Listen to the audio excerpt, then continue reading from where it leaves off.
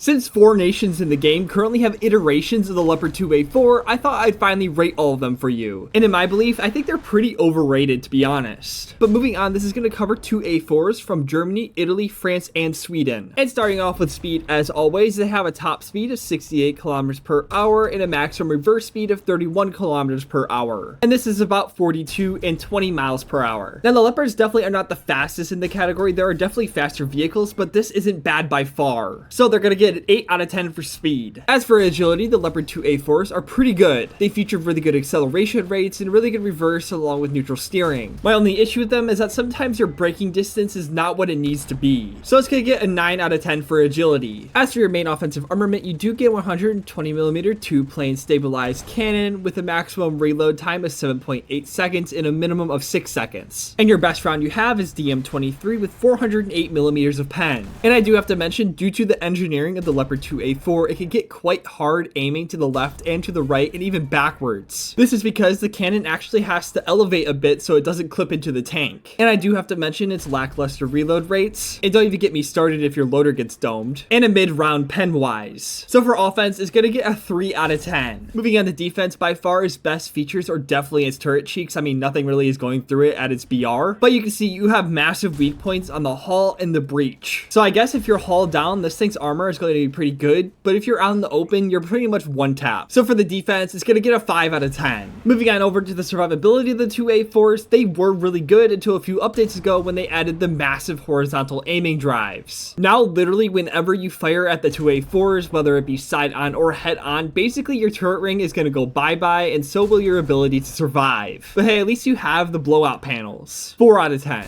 As for the features of the 2A4s, they have laser rangefinders, 2-plane stabilizers, and Gen 1 thermals. But they are lacking any form of commander thermals, but they do have NVDs, I guess. And you can't forget about its dual control and smoke grenades. This is the absolute average for this BR, so it has to get a 5 out of 10. As for its flexibility, it does come with 2 7.62s, which are okay at taking out aircraft. Other than that, with the Leopard 2A4, you're mainly going to be sniping and brawling, and you can flank if you wish with your speeds. This tank can do a lot, just not a lot very good, you know? So it's gonna get a 6 out of 10. As for the 2A4's difficulty, it's not that hard of a tank at all to perform in. It's just you are kind of lacking in some departments, which can make it quite hard to adapt to. So for its difficulty rating, I'm gonna give it a 4 out of 10, with 1 being the hardest. As for the fun value of the Leopard 2A4, I don't necessarily find this vehicle exhilarating. It's pretty bland gameplay, and there's nothing really special about them that sets them apart from any other vehicles. And you can't forget how many 2A4s are actually in the game. PS, it's a ton. That being said, they aren't entirely bad, and they will grind out a tech tree if you get any of the premium versions. So for the fun value, I'm going to give it a 3 out of 10. And finally, is it worth to grind out the Leopard 2A4 or even get a premium? Nowadays, the answer is most likely no, just because there are better options out there. For example, you could just get the MSC in France, which is legitimately just a better version of the Leopard, or you could get a T80 and other tech trees that's just better. And that's not even mentioning how bad some of the teams actually are. So for the worth value, I'm going to give it a 3 out of 10. This gives the Leopard 2A4s an overall score of a 50 out of 100, which makes perfect sense because these things are considered average.